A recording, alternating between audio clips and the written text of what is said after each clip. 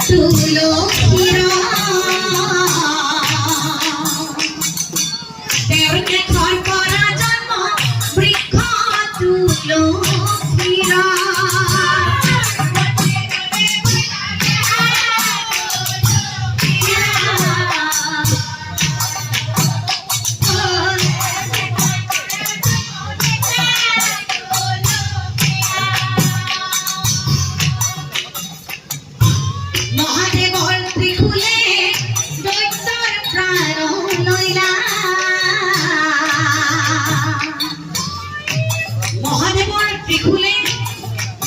সেই শংখচূড় দৈত্যৰ প্ৰাণ লৈছিল আৰু শংখচূড় দৈত্যৰ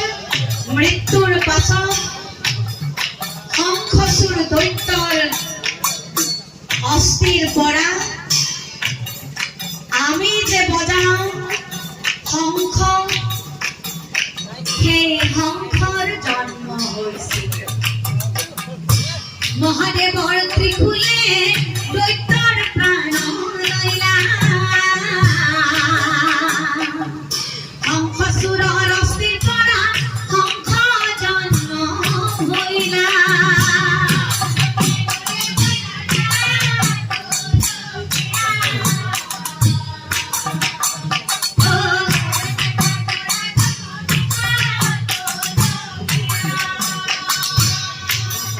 আৰু এই সভাত যদি কোনো ৰমণী অৰ্থাৎ মহিলা যদি কোনো ৰমণীয়ে বজাৱে শংখ যদি কোনো ৰমণী অৰ্থাৎ মহিলাই যদি কোনো ৰমণী অৰ্থাৎ মহিলাই সেই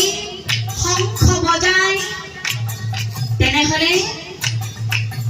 সেইখন ঘৰৰ পৰা লক্ষ্মী দেৱীয়ে হেনো পলায়ন কৰে যদি কোনো ৰমণীয়ে বজায় শংখ লক্ষ্মী দেৱী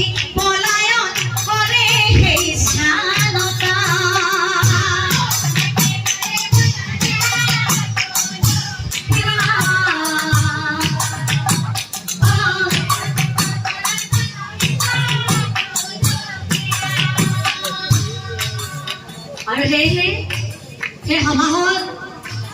ৰমণী অৰ্থাৎ মহিলাই শংখ বজাব নাপায় আৰু ইমানেই পবিত্ৰ জনা